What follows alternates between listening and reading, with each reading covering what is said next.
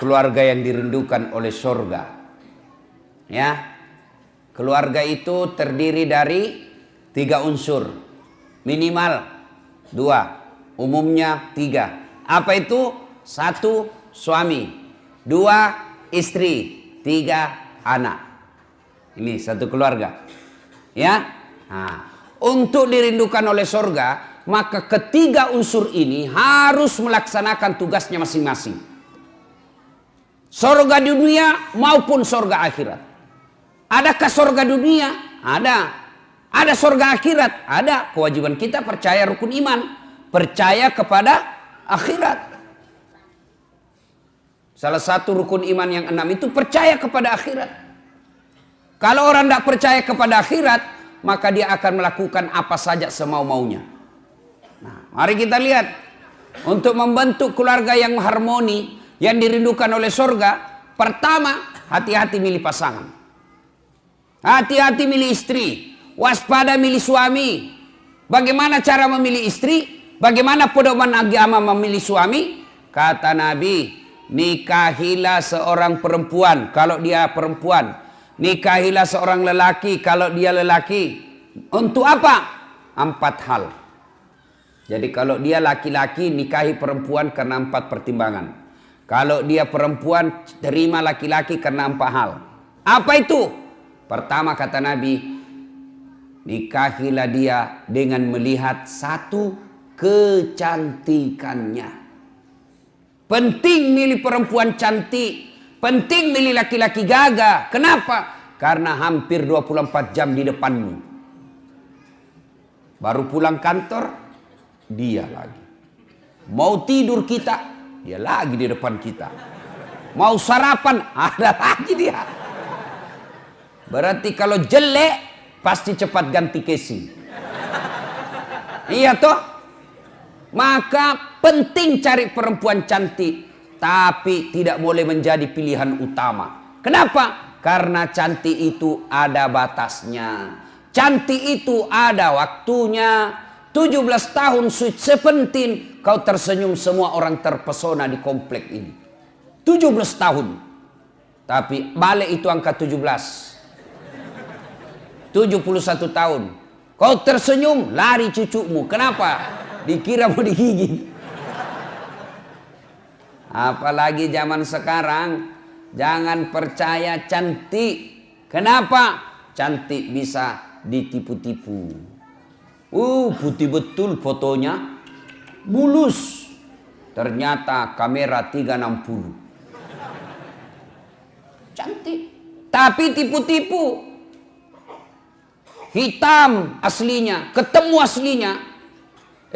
Putih di fotonya, ketemu aslinya hitam. Mukanya putih betul, hitam, lehernya hitam. Jangan percaya, bisa ditipu. Coba lihat sekarang, usia 70 tahun bisa dikasih mudah, nampaknya seperti 50 tahun. Maka cantik penting, tapi tidak boleh menjadi pilihan utama. Kenapa? Karena cantik itu ada batasnya. Yang kedua kata Nabi, pilihlah dia menjadi istrimu karena keturunannya. Penting melihat keturunan, tapi tidak boleh menjadi prioritas utama. Kenapa? Karena ada orang, bapaknya Nabi, anaknya pengkhianat. Belajar dari kisahnya Nabi Nuh. Ada orang bapaknya penyembah berhala, anaknya menjadi Nabi. Lihat kisahnya Ibrahim alaihissalam. Maka tidak boleh menjadi pilihan utama. Kenapa? Karena sejarah mengajarkan ada orang bapaknya pengkhianat, anaknya menjadi beriman. Ada pula bapaknya yang Nabi, justru anaknya berkhianat. Yang kedua, pilihlah dia menjadi pasanganmu karena kekayaannya. Penting mencari orang kaya, tapi tidak boleh menjadi prioritas. Kenapa? Kekayaan juga ada batasnya. Dia kaya bapaknya, tapi anaknya 13. Bagi warisan habis. Menjadilah lelaki yang tidak menggantungkan harta dan kebutuhan rumah tangganya sama mertua. Ketika Anda terlalu menggantungkan kehidupan ekonomi dalam rumah tanggamu kepada mertua, maka kalian tidak akan independen, kalian tidak akan bebas, dan kalian akan selalu hidup di telunjuk jari mertuamu. Kau merdeka lah. Dan yang keempat kata Nabi, nikahilah dia karena apa? Karena agamanya. Lalu mahasiswa saya bertanya, Ustadz, kenapa agama nomor 4? Mestinya ke nomor 1. Betul, agama nomor 4, tapi dia tidak titik di situ. Dia koma, lalu ditegaskan oleh Nabi, utamakan agamanya, karena dengan agama kau dapat keempat-empatnya. Untuk mendapat, dialah keturunan baik-baik, dia cantik, dia orang kaya, kemudian bagus agamanya. Kumpul empat-empatnya ini, 1000 perempuan belum tentu ada 1. Ada yang cantik mukanya, akhlaknya kesurupan. Ada lagi anak orang kaya, mukanya lagi hancur. Ada lagi keturunan baik-baik, miskin lagi.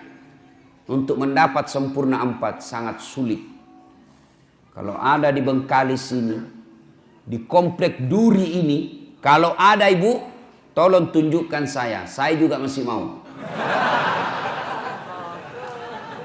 Jatah kita kan 4 giga bos. Sayang kita dikasih 4 giga, kok cuma pakai 1 kuota weh. Sayang pak, mubasir 3 giga.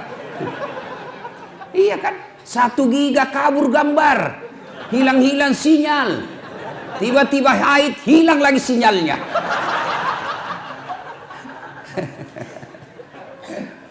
Nah itu dulu ya, agamanya baik-baik, utamakan agama. Adik-adik cewek, kalian kalau sudah ada yang melamar, kau lihat dia rajin berjamaah, tutur katanya sopan, ya sudahlah, meskipun dia kerjanya belum jelas, tapi kalau sholatnya sudah jelas, kau terima itu.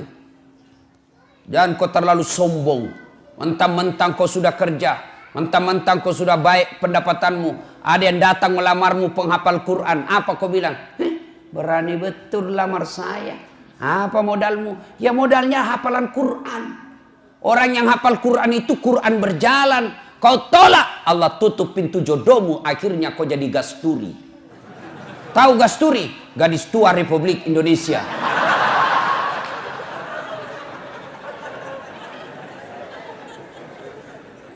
Bapak-bapak, nih bapak-bapak yang punya anak gadis. Jika kalian menemukan lelaki yang akhlaknya baik, agamanya baik, kau terlalu takabur dan sombong kalau kau menolak orang-orang yang baik agamanya. Rezeki Allah yang ngatur. Jangan kau jadikan bahwa orang nanti bahagia dalam rumah tangga kalau banyak duitnya. Kalau duit yang membuat orang bahagia, semestinya tidak ada orang kaya yang berantakan keluarganya. Kalau gara-gara duit orang bahagia, mestinya tidak ada orang kaya yang bercerai. Tapi buktinya berapa banyak orang kaya akhirnya berujung perceraian. Kenapa? Karena dia tidak temukan kebahagiaan dalam duit. Saya bilang sama istriku, tidak usah kau cemas soal duit. Duit tidak kau bawa mati. Ngapain kau cemas soal duit? Duit kau tidak bawa mati. Langsung dia bilang, membalik, langsung dia bilang, iya betul duit tidak dibawa mati. Tapi kalau tidak ada duit rasanya mau mati.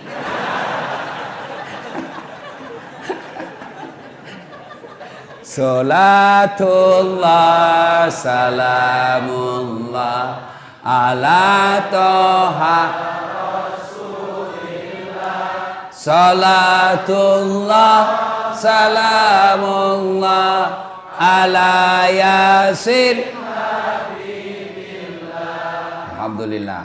Kalau mau keluarga bahagia yang dirindukan oleh surga, mulailah dari memilih pasangan.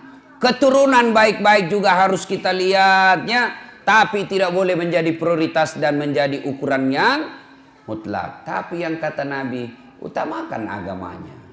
Kalau agamanya baik, meskipun mukanya tidak cantik, tapi akhlaknya yang baik, maka memperbaiki rasa wajah dilihat. Ya, yang paling sial jelek, keturunan pencopet, akhlaknya hancur, miskin, tidak tahu pula ngaji. Auzubillah min zalik. Mudah-mudahan tidak ada seperti itu jodoh kita. Pak, ya, kalau ada yang senang anak gadisnya Pak, tanya agamanya baik atau tidak. Gimana cara melihatnya? Gampang. Gimana caranya? Ada anak kita yang senang, panggillah dia jam 5. Nah, kau datanglah jam 5 sore ya. Ya Om, datanglah di jam 5. Cerita, masuk maghrib, suruhlah asan. Kau asan nak, sudah masuk maghrib, mulai pucat itu.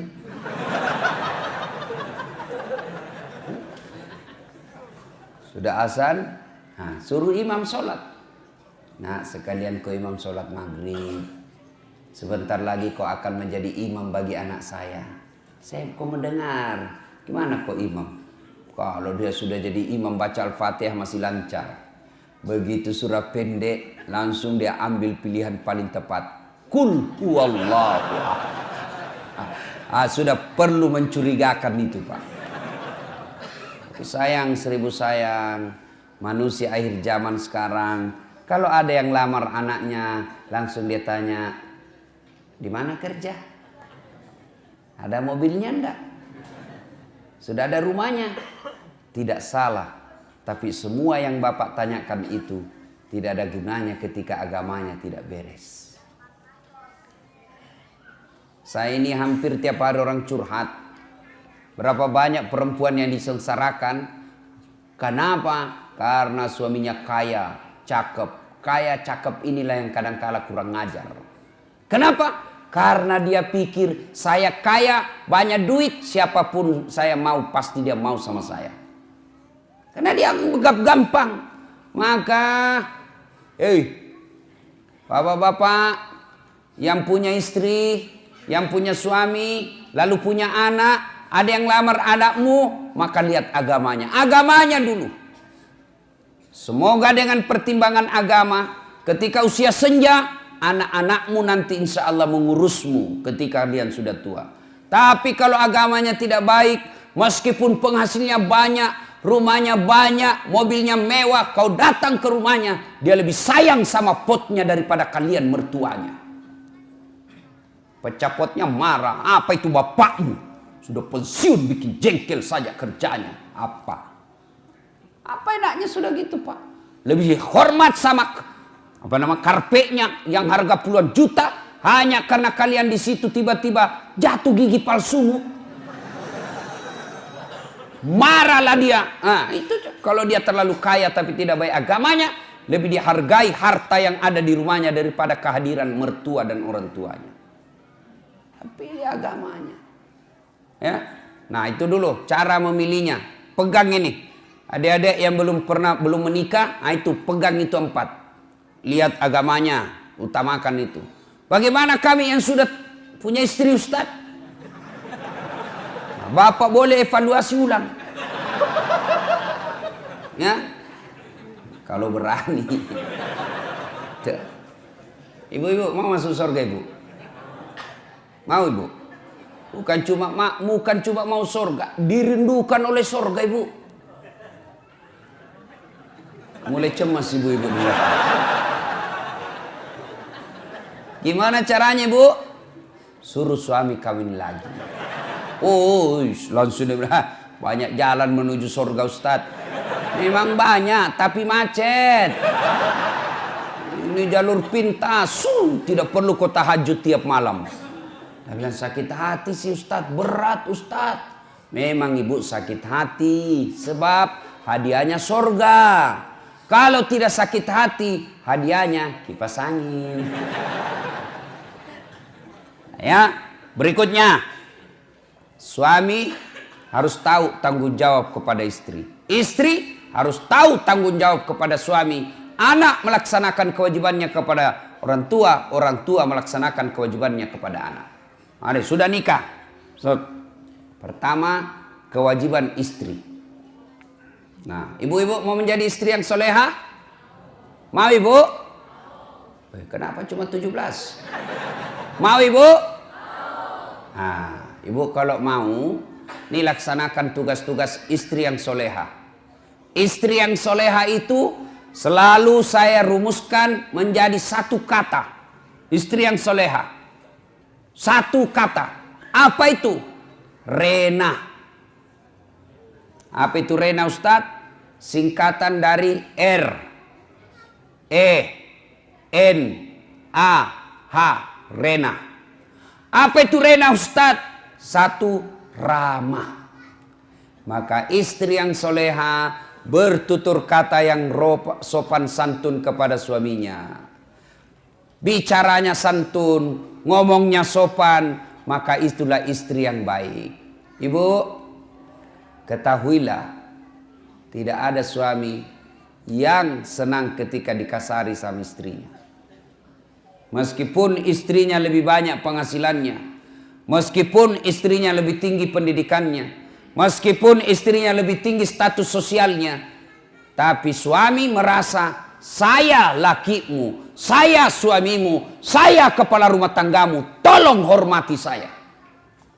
Makanya kadangkala kalau laki-laki sudah marah, dia kadangkala bilang, saya tahu uangmu banyak, saya tahu kau orang tua mau orang kaya, saya tahu gajiku tidak seberapa, tapi tolong hargai saya sebagai suamimu. Tuh laki-laki. Maka ibu, kalau kamu dapat kasih sayang suamimu, tolong hormati. Salah satu cara menghormatinya, jangan kau bicara kasar sama suamimu. Alangkah bahagianya seorang suami, datang istrinya, datang suaminya cari nafkah, disambut dengan kalimat dan sopan santun. Assalamualaikum kakandaku Arjunaku. Waalaikumsalam adindaku Sri Kandiku. Bagaimana kabarmu bang selama hari ini?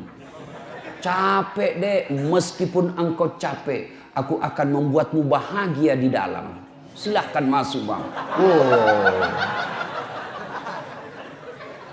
Ini tidak, kita baru pulang muka cemberut. Baru datang suaminya langsung ditunjuk. Dari mana kau terlambat lagi nih? Tadi saya telepon kau tidak mau. Dari mana kau?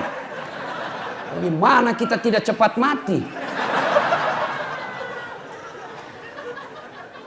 Ya, Bu. Maka ketika kita mendapat istri yang sopan berbicara, itulah surganya dunia. Bapak senang enggak perempuan yang kasar? Mana ada mau, Pak?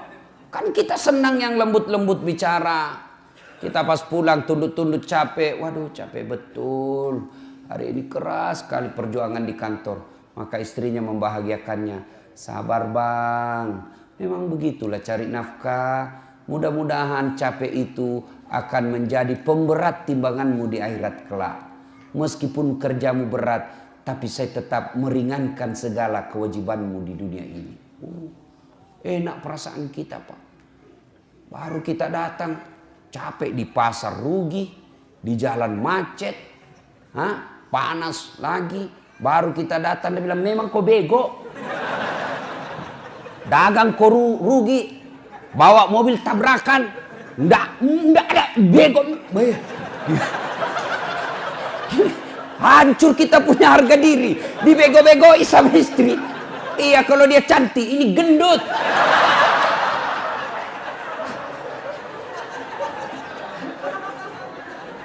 Ya, R, ramah. Yang kedua, RE, apa itu? Elok. Istri yang soleha, maka dia berpenampilan cantik dan menarik di depan suaminya. Ayo, bayangkanlah istrimu masing-masing.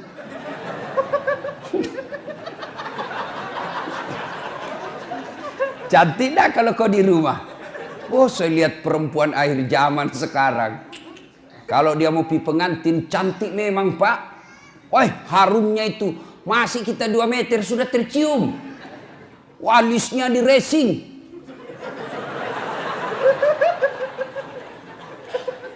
Gitu tuh. Saya lihat tuh di Facebook perempuan sekarang banyak yang palsu Pak. Alisnya tebal, palsu. Bibirnya merah, palsu. Pipinya kebiru-biruan, palsu. Matanya biru, palsu. Giginya rapi, palsu. Pantatnya gabus. Cantik memang kalau mau nepi pengantin, Masya Allah, cantik betul. Harum. klimis. Tapi kalau mau tidur sama suaminya, la haula wala quwata illa billah. Kan kita ini membayangkan di kantor capek, berpikir kita di jalan macet, kita berharap mudah-mudahan sampai di rumah kita dilayani dengan baik. Perempuan yang kita akan datangi membuat kita senang. Sampai di rumah dilihat istri di depan rumah pakai daster, kelihatan tali BH, dikasih tahu baru turun kita dari mobil. Istri saya kok kayak gini. Iya tuh, ditegur, kelihatan itu tali BH-mu, dilihat semua orang. Apa dia bilang? Jangan lihat BH-nya, Pung. Yang penting rasanya, bos. Ya, halo Ibu. Bu. Ibu. Woi. Mau ndak dirindukan surga? Maka ketika kau tidur berpakaianlah yang cantik. Itu dalam sebuah hadis Nabi jelaskan, malaikat mendoakan wanita, misalnya ibu dandan nih, dandan sebelum tidur, maka malaikat mendoakan sepanjang tidurnya ibu, ya Allah, rahmati wanita ini karena dia berdandan untuk menyenangkan hati suaminya. Itu didoakan sepanjang malam. Ayo ibu terpraktek sebentar. Mau tidur kau seksi sebentar. Kalau perlu pakai baju renang.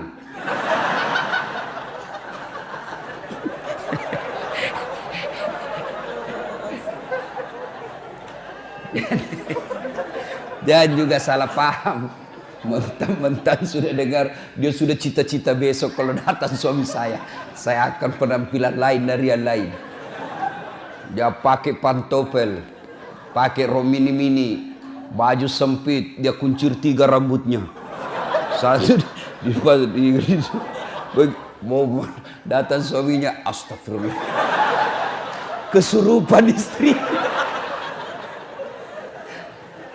Ayo, tapi wanita yang dandan untuk menyenangkan hati suaminya itu ibadah. Bahkan wanita soleha itu kata Nabi, mereka yang ketika dipandang oleh suaminya menyenangkan hati suaminya. Tapi sayang perempuan kita sekarang, Pak, terbalik. Dia mau tidur seadanya. Begitu dia mau keluar rumah, mau menyenangkan hati suaminya orang. Berdandan, pakai baju baru. Siapa yang cicilkan baju ibu? Hah? Woi! Jangan ketawa, saya serius ini. Siapa yang cicilkan baju di rumah? Suami. Siapa yang belikan kalian baju? Suami. Lalu kenapa kalian ketika mau tidur kalian pakai seadanya? Ini wanita akhir zaman.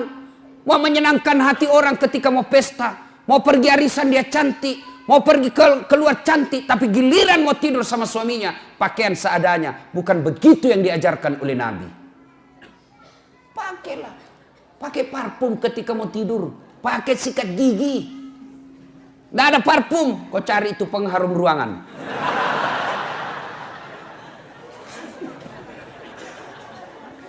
R-E-N. Apa itu N? Nikmat. Istri yang soleha pandai memasak makasakan kesenangan suami. Sayang 1000 sayang, wanita akhir zaman sekarang mereka tidak mau belajar masak. Mereka tidak mau belajar masak. Perempuan-perempuan dulu ketika mau menikah dipanggil sama calon mertuanya. Nak, sini kau nak. Itu calon suamimu, anak saya, dia paling senang sayur kangkung.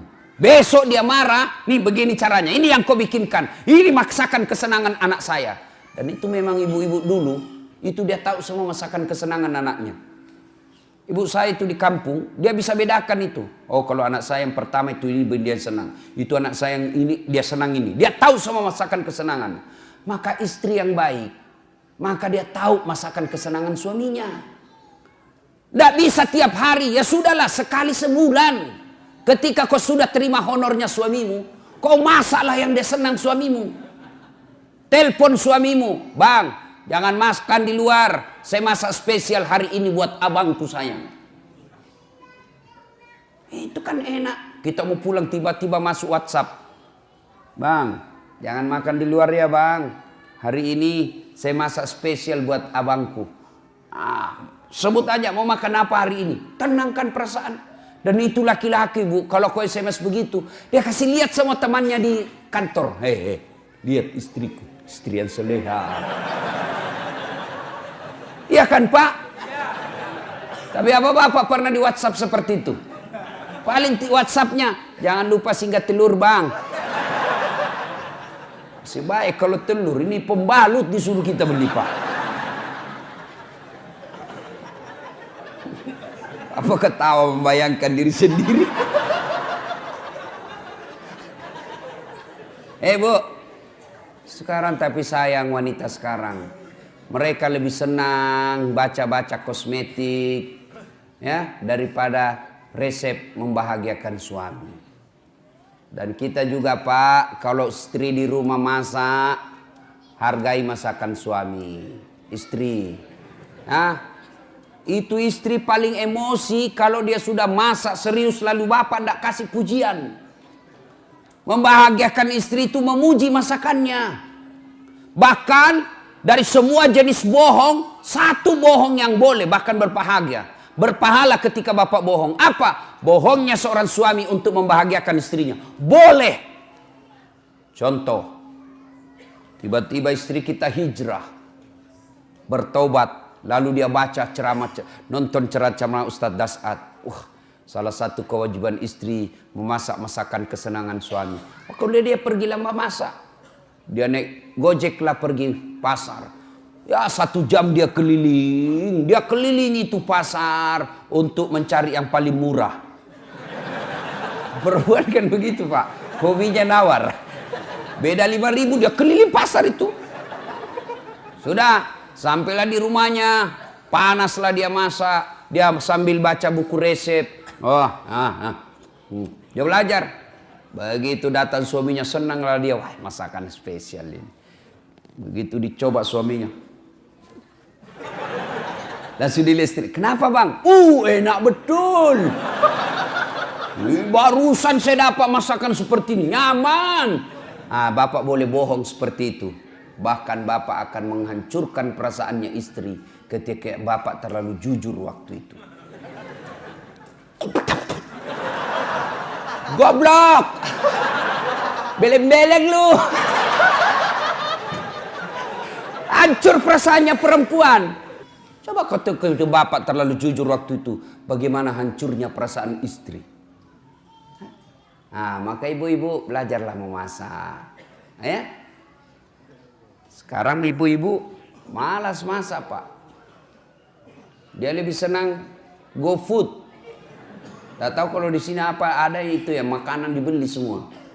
Itu kalau kota-kota besar pak semua dibeli. Sambal terasi pun yang sudah diulek-ulek dibeli pak. 10.000. Semua dia beli. Lalu ibu bertanya, Ustadz, dosa enggak? Saya bilang selama suamimu ridha, tidak keberatan, tidak berdosa. Tapi ingat, tidak ada pahala yang bisa kau kumpul untuk masuk surga. Tidakkah ke pasar berkeringat itu pahala? Tidakkah mengulek-ulek itu kalian capek pahala? Tidakkah anda ibu memasak itu pahala? Ketika proses itu tidak kita alami, proses membeli ke pasar, proses mengupas, proses memasak, proses menggoreng, tidak ada semua proses itu, maka tidak ada pahala yang kalian dapat.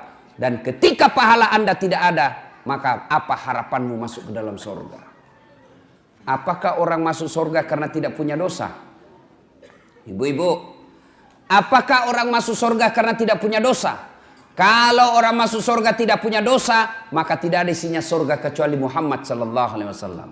Hanya satu manusia yang tidak punya dosa, dialah baginda kita Muhammad sallallahu alaihi wasallam. Kalau kita ini, nih, muka-muka penuh dosa semua ini pak. Lalu kenapa orang bisa masuk surga? Ketika ditimbang pahalamu dengan keburukanmu, timbang punya timbang, ternyata lebih banyak pahala kebaikanmu daripada dosamu, akhirnya kau masuk surga. Itu sebabnya. Maka ibu-ibu, memasak adalah pahala. maka mulai besok masaklah. Apa hebatnya kalau ibu memasak? Apa hebatnya kalau ibu-ibu memasak di rumah? Satu, jelas halalnya. Ibu masak jelas halalnya. Masakan di luar belum tentu halal. Ayam potong, hati-hati. Banyak ayam potong yang mungkin bangkai. Banyak ayam potong yang mungkin tidak halal. Kenapa? Karena yang memotong bukan orang Islam. Banyak ayam potong barangkali haram. Kenapa? Karena dipotong bukan atas nama Allah. Pernahlah saya melihat orang ayam potong, Pak. Dia potong ayam, tidak dia baca basmalah. Kan itu kalau orang potong ayam 1 ekor, 1 basmalah. Bismillahirrahmanirrahim. Ambil lagi, bismillahirrahmanirrahim. Ini penjual ayam potong, dia potong ayam 30, Pak. Dia cuma bilang bismillahirrahmanirrahim kali 30. Tidak boleh, bos. 1 ekor 1 bismillah. Hai Bapak, saudara-saudara sekalian. RENA. Sekarang A. Apa itu A? Anggun. Istri yang soleha, cerdas. Ibu-ibu belajar. Kalau ibu tidak belajar, siapa yang didik anak? Ibu bahkan repot ketika ibu tidak punya pendidikan agama. Bagaimana cara mentransfer ilmu agama ke anak kalau tidak ada yang kita transfer? Ada ibu ditanya sama anaknya, "Mak, kenapa tahun lahirnya Nabi disebut tahun gajah?" Apa dia bilang mamanya? "Karena bukan tahun kambing, Nak."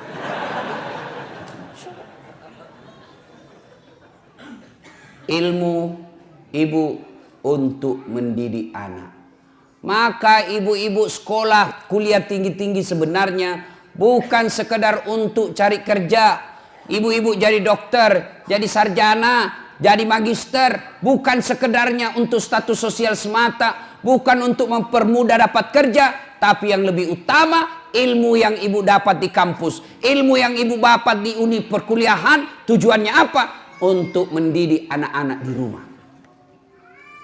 Jangan lagi berkata, "Wah, rugi saya sekolah tinggi-tinggi tidak jadi pegawai."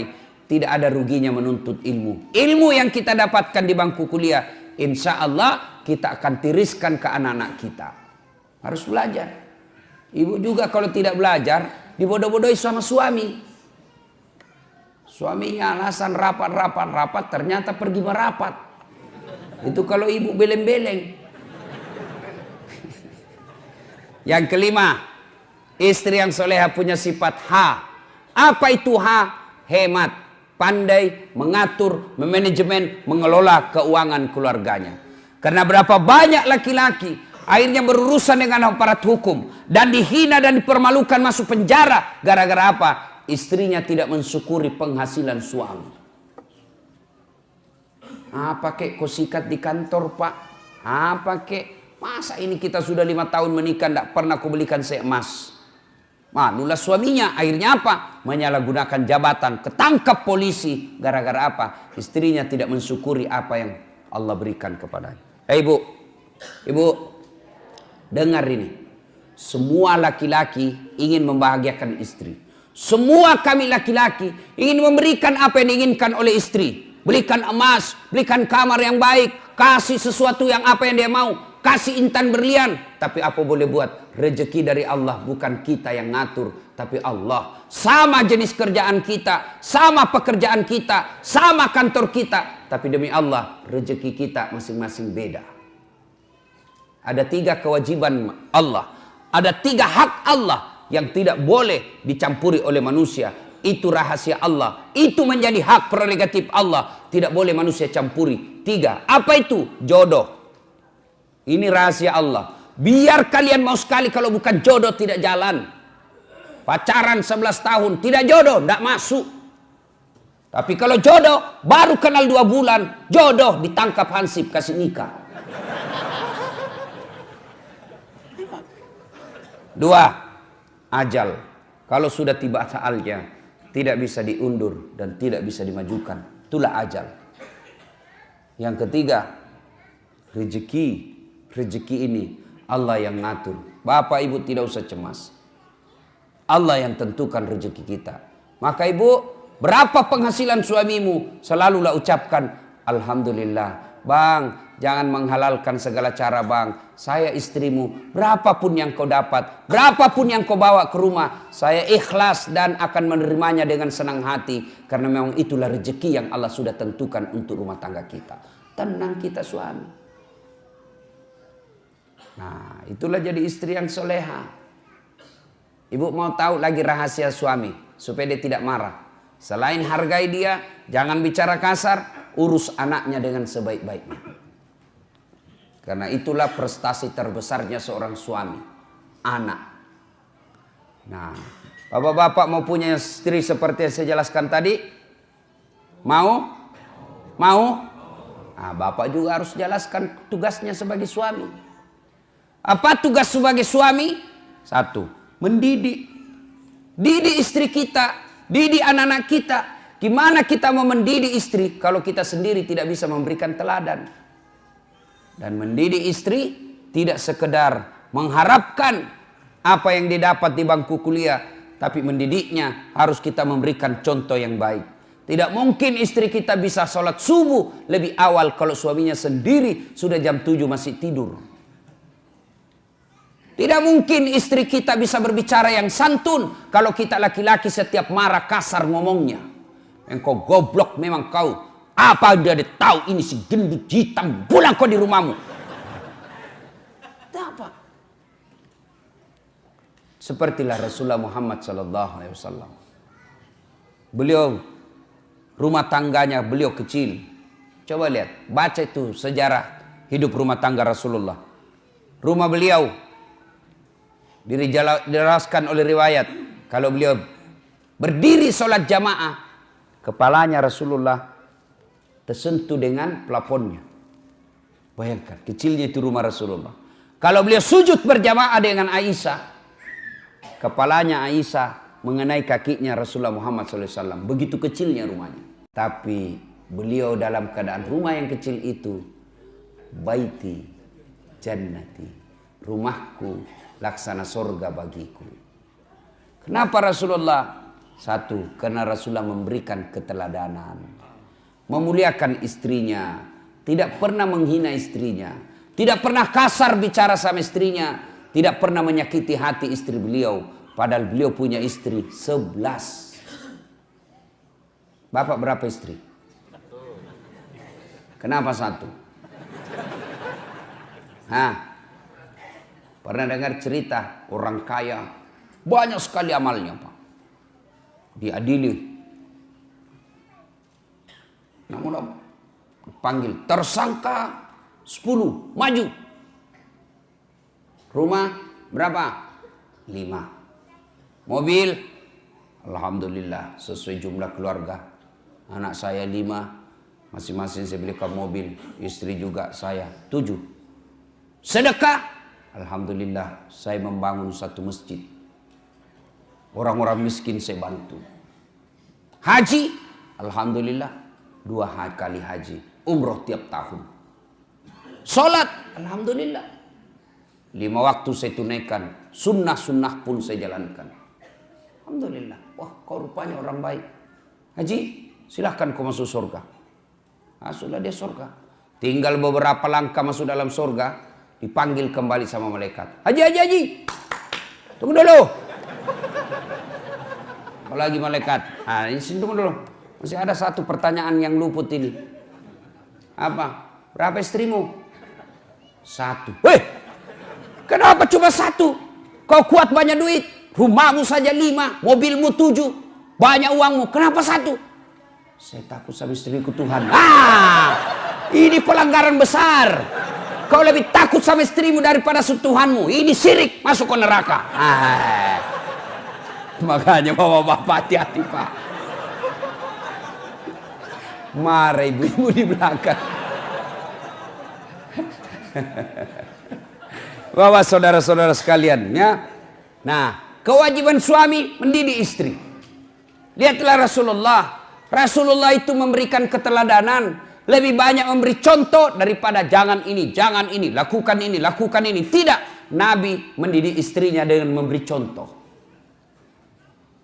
Kalau bapak berkehendak istri rajin sholat, maka bapak beri contoh tidak pernah menelehkan sholatnya. Kalau bapak mau berharap istri sopan kepada bapak, maka bapak yang lebih utama dulu memberi contoh sopan kepada istri. Rasulullah berapa istrinya? 11. Dari 11 itu Pak, tidak pernah satupun yang mengatakan, nyesal saya menikah sama kamu Muhammad, rugi saya nikah sama kamu, rugi. Tidak. Padahal bapak pun tahu 11. Bapak cuma satu punya istri, menderita lahir batin. Nabi lelaki romantis. Nabi baca itu buku Barsanji. Dijelaskan dalam kitab itu, Nabi sendiri yang jahit pakaiannya. Nabi sendiri yang sediakan sarapannya. Nabi sendiri yang bersihkan tempat tidurnya. Coba bayangkan. Nabi, kekasih Allah. Manusia paling mulia. Yang namanya selalu digandengkan dengan namanya Allah. Tidak malu, cuci pakaiannya sendiri. Menjahit bajunya, membersihkan tempat tidurnya. Mana ada laki-laki seperti itu di sini? Itu Nabi Pak. Kita mentang-mentang baru security. Gengsi bersihkan tempat tidur. Tolong hargai saya. Saya security.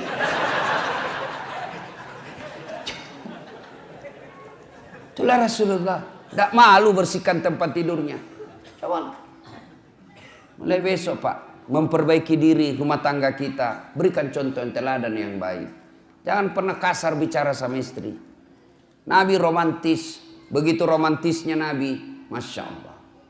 Minum. Beliau kalau minum, setiap minum begini, coba saya kasih contoh ya. Oh ini ada yang sudah terbuka. Misal Pak ya, beliau minum. Bismillahirrahmanirrahim. Dia kasih istrinya. Hebatnya lagi, bekas bibirnya istrinya yang diminum. Jadi beliau minum, gini. Kasih lagi istri. Minum lagi setetuk, kasih lagi istri. Hebatnya bekas bibirnya istrinya. Coba kalau bapak minum bekas bibir istri. Kenapa bang? Bau betul mulutmu.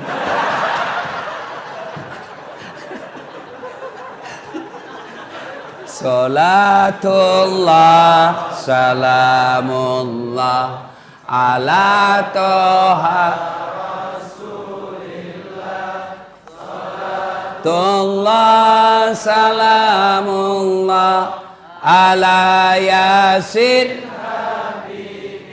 Alhamdulillah. Berikutnya, sudah punya suami, punya istri, hamil, melahirkan anak. Kewajiban bersama antara orang tua kepada anaknya. Apa kewajibannya? 1, lahir anakmu, kasih nama yang baik. Nama yang baik, nama artis? Bukan. Nama yang baik, nama selebriti? Bukan. Nama yang baik, nama yang ada doa dan harapan kebaikan di dalamnya. Kasihlah nama-nama sahabat Nabi. Nah, saya kasih kau nama Khalid. Ini Khalid, salah satu sahabat Nabi yang menjadi panglima perangnya Umar bin Khattab, dibawa kepemimpinan komandonya Khalid bin Walid. Tidak pernah satu kali pun perang yang dia pimpin kalah. Inilah Khalid, saya mau kau nanti menjadi besar panglima orang Islam yang membela agamamu. Nih, saya mau kau seperti Khalid. Nah, lahir anaknya perempuan besar. Nah, saya kasih kau nama Sumayyah. Siapa Sumayyah Pak? Nih Sumayyah, wanita, budak, pembantu zaman dulu. Tapi akidahnya kuat, tidak pernah mau menghina Islam, tidak pernah mau menyerah membela Islam, sampai dibunuh oleh majikannya hanya karena dia tidak mau mengatakan Muhammad pembohong. Dipaksa mengatakan Muhammad pembohong, dia ludahi Abu Jahal mukanya. Pak, Abu Jahal, mukamu lebih hina daripada kotoran onta. Marah Abu Jahal, dia tikam Sumayyah, meninggal. Manusia pertama mati syahid bukan laki-laki, Sumayyah. Saya mau seperti kau bela agamamu. Sumayyah. Jangan kasih nama artis. Apa artis? Iya kalau baik akhlaknya. Coba lihat artis-artis kita sebagian. Ramadan dia pakai kudung. Ramadan dia nangis-nangis, Pak. Selesai lebaran telanjang lagi pakaiannya. Mau anak-anak kita menjadi orang munafik seperti itu? Saya mau kasih kau nama siapa, nak? Lionel Messi. Supaya kau jago main bola. Apa jago main bola? Sampai sekarang saja PSSI selalu ribut. Kasih nama-nama baik-baik, Pak. Jangan lagi berkata apa arti sebuah nama. Bayangkan seandainya tidak ada nama semua di sini, Pak. Terutama kalau pilih caleg. Gimana memilih caleg kalau tidak ada namanya? Pilih saya, siapa? Anu. Pilih saya, siapa? Anu. Ini repot, Pak. Nama adalah simbol dalam ilmu komunikasi. Begitu Bapak dengar nama Dasat Latif, pasti apa yang ada di benak Bapak? Oh, Ustaz Beleng-Beleng. Ya kan? Itu simbol. Simbol.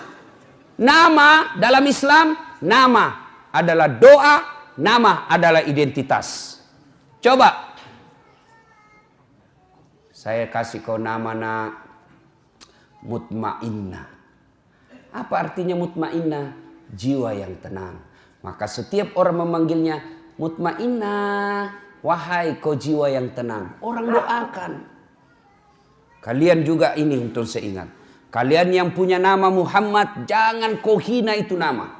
Kalian yang punya nama Muhammad tapi sifatmu menghina Muhammad, kalian akan tanggung jawab nanti di akhirat. Marah itu yang menyandang nama Nabi. Dan ketika kalian cinta kepada Nabi, nama Muhammad jangan kalian tulis ringkas-ringkas. Namamu misalnya Faisal, Muhammad Faisal, kau tulis M Faisal. Apa itu M? Makan, mandi, mencret. Jangan kau rungkas itu manusia mulia. Tulis panjang-panjang Muhammad. Jangan kau tulis M Faisal. Lebih Faisalnya kau ringkas Muhammad F. Jangan F Faisal, M Faisal. Lebih kau Muhammad F. Panjangin tulis itu. Manusia mulia itu. Jangan ringkas-ringkas nama. Penting jangan seperti mahasiswa saya, dia tulis namanya. W. Taufik. W. Yang betul namamu itu tulis. Jangan kau ringkas-ringkas. Tulis itu. Tidak muat absen, Ustaz. Tulis. Tidak muat. Weh, benar ternyata memang panjang, Pak. Apa itu W Taufik? W. Ternyata kepanjangannya wabillahi taufik wal hidayah. Assalamualaikum.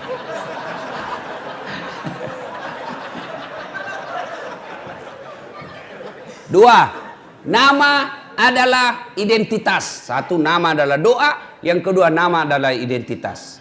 Ciri. Coba Pak. Kalau Bapak sebut nama, minimal saya bisa 2 tahu. Coba Bapak sebut nama. Misal. Bertus Ginting. Biasanya non muslim ini Pak. Iya toh? Iya. Dari nama saya bisa tahu. Muhammad Iqbal. Pasti Islam. Bertus Ginting. Non muslim. Yang kedua suku. Dari nama saya tahu sukunya ini siapa. Siapa namamu? Ambot Dalle. Bugis. Ini tidak mungkin Ambot Dalle Jawa. Tidak mungkin. Tidak mungkin. Paling kalau Jawa Margono, Jokowi. Jawa itu. Susilo Bambang Yudhoyono. Jawa Pak. Kalau Ambot Dalle Bugis. Tidak mungkin. Siapa namamu? Ambot Dalle. Suku Klaten. Tidak mungkin Pak. Ya. Nah, kasih nama yang baik. Lahir anak, kasih nama yang baik. Yang kedua, kewajiban orang tua mendidiknya. Didik anak. Bagaimana cara mendidik anak? Silakan baca buku-buku riset. Tapi Bapak keliru dan sesat ketika Bapak mendidik anak meninggalkan Al-Quran. Allah mengabadikan satu surah untuk kita orang Islam, metode dan tata cara yang tepat dalam mendidik anak. Surah apa Ustaz? Ada yang tahu? Ada yang tahu? Coba saya kasih hadiah. Ayo, angkat tangan. Siapa yang tahu? Saya kasih hadiah. Siapa? Ayo, mana? Mana? Ayo. Anak muda. Siapa? Surah apa? Angkat tangan, sebut, naik ke sini. Bapak, Pak. Surah ayat. Karena Bapak lupa ayatnya cuma 50, Bapak hadiah. Hadiah. Siapa yang tahu surah apa? Kan sudah ditahu surah Luqman. Ayat berapa? Ayo Bapak.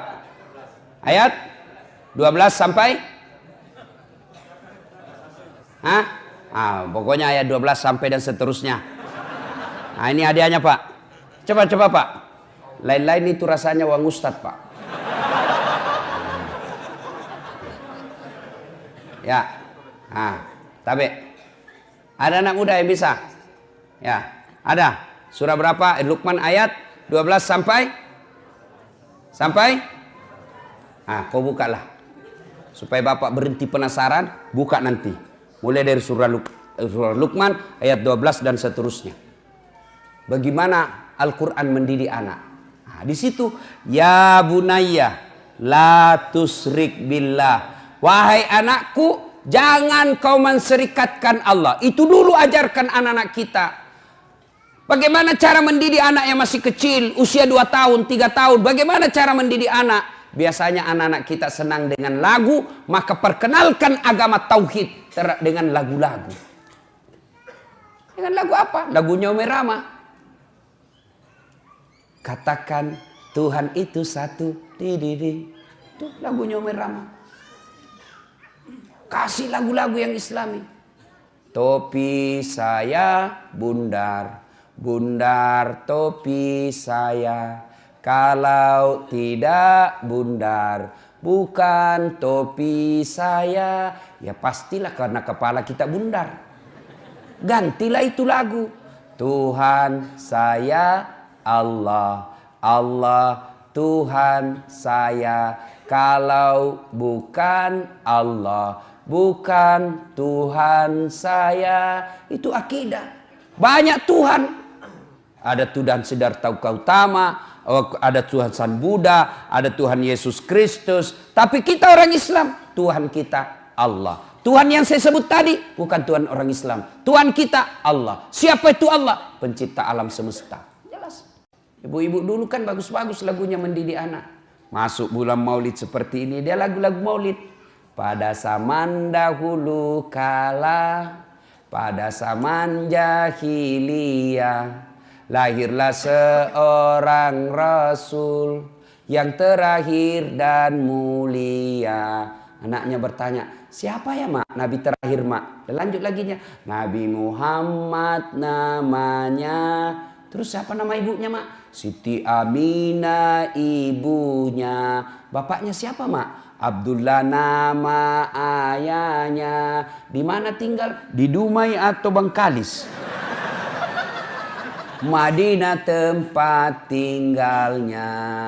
Oh gitu ya mak. Terus gimana lagi dong mak? Setelah dewasa diangkat menjadi rasul. Siapa yang angkat mak? Vice President atau security?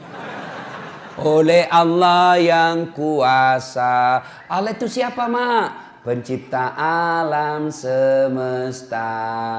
Itu dulu tuh ibu-ibu dulu. Masuk lagi bulan Rajab, bulan Isra Mi'raj, lagu lagi. 27 Rajab Nabi Muhammad diisrakan dari Masjidil Haram ke Masjidil Aqsa. Tuh ibu-ibu lagu dulu. Begitu suaminya sakit-sakit dan tua-tua, dibelai-belai rambutnya sambil menyanyi lagi. Bila Israel.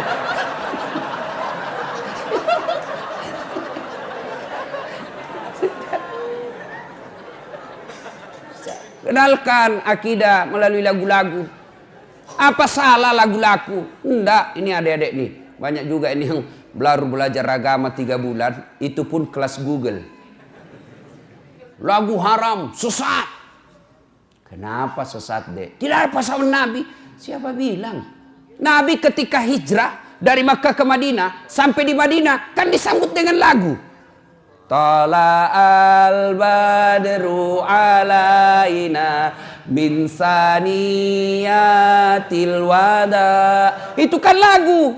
Jadi lagu itu tergantung redaksinya. Kalau lagu maksiat ya haram. Kalau lagu-lagu dakwah ya boleh dong. Saya zaman kecil kan lagu-lagunya Umi Rahma saya hafal-hafal Pak. Ebit GAD. Mungkin Tuhan mulai bosan melihat tingkah kita yang selalu salah dan bangga dengan dosa-dosa. Bangga dengan dosa-dosa. Coba. Itu lagu-lagu dulu. Dari pintu ke pintu. Pengamen. Lagu-lagu dulu Pak. Lagunya Umi Rahma kita hafal-hafal Pak. Mengapa minuman itu haram? Karena merusak kepikiran. Itu lagu-lagu dulu Pak. Sekarang lagunya anak-anak. Pulang-pulangku berbadan dua.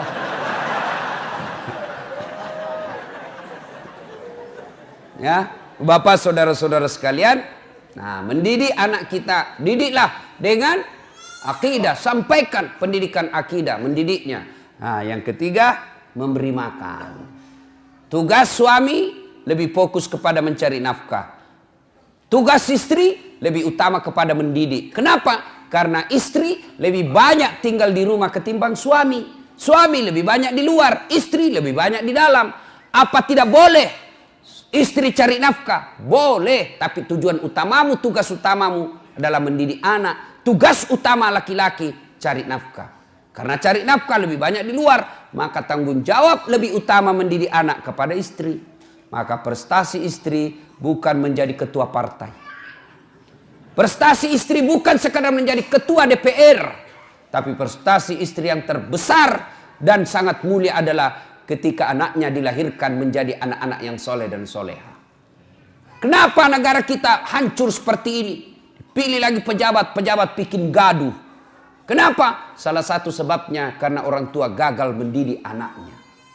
Coba kalau orang tua semua berhasil mendidik anaknya, maka dia akan mendapat anak-anak yang soleh dan soleha, anak yang taat beragama, akhirnya jadi pejabat yang taat beragama. Ibu bapak saudara-saudara sekalian yang saya hormati,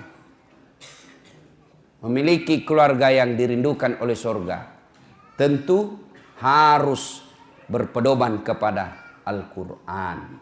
Maka tidak boleh menyandarkan rumah tangga semata-mata karena dunia semata.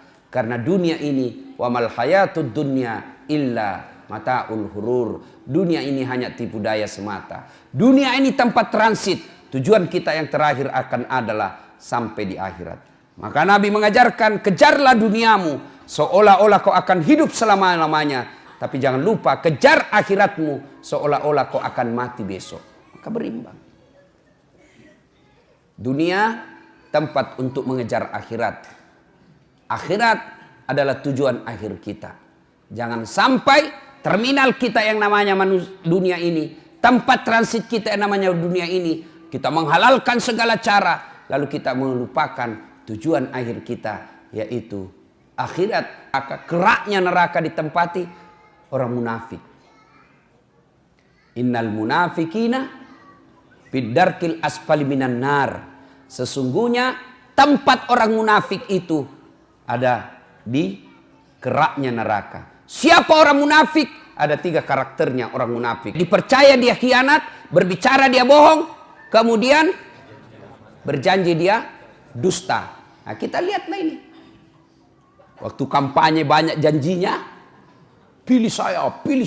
Kalau kau pilih saya, telepon saya 24 jam. Begitu dipilih, dia ganti nomor HP-nya. Kau akan menjadi bahan bakar api neraka. Karena ada orang begitu, Pak. Kasihan. Dia pikir dunia ini adalah tujuan akhirnya. Jadi pejabat-pejabat pengkhianat. Jadi pejabat-pejabat yang korup. Maka nanti di akhirat kalian akan setengah mati menghadapi azab. Kalau Bapak berdosa sama saya, Pak, satu aja Bapak tempati bertobat. Datang saya maafkan, selesai persoalan. Tapi kalau Bapak menjadi pejabat, maka bukan cuma saya yang Bapak datangi semua pembayar pajak yang ada di Indonesia. Biasa saya lihat kalau ada pejabat korup, janji bohong, Ketawa-ketawa, nyengir-nyengir. Saya bilang, tunggu sakaratil mautmu. Tunggu, kau mau kemana? Kau pasti ketemu sakaratil maut. Dan ketika tiba saatnya, kalau dosa kepada Allah Pak, gampang tobatnya. Saya kalau lihat pejabat yang nakal, bajingan, mengkhianat, saya bilang, kau bikinlah yang kau mau bikin. Kan Jibril kan pernah bernasihat sama Nabi, Muhammad, lakukan apa yang kau mau lakukan, tapi ingat pasti kau mati. Mau kemana? Nggak, saya lihat itu pejabat, bikin saja, kau kemana, pasti kau mati. Itu aja harapan kita Pak, didoakan dia cepat mati. Tidak usah kita ribut-ribut, kau mau kemana Pak? Bapak dosa sama saya, dosa kepada Allah gampang. Andai saja boleh kau memilih dosa, dosa kepada Allah dengan dosa kepada tetanggamu, dosa kepada rakyatmu, lebih kau dosa kepada Allah. Kenapa? Dosa kepada Allah gampang tobatnya, dosa kepada manusia susah tobatnya.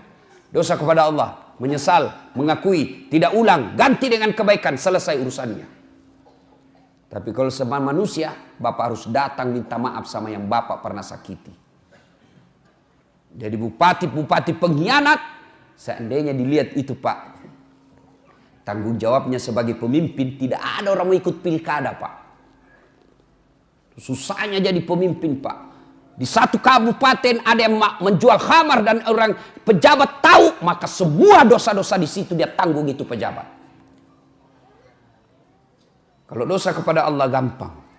Tapi kalau dosa kepada manusia, Bapak harus datang kepada seluruh rakyat minta maaf.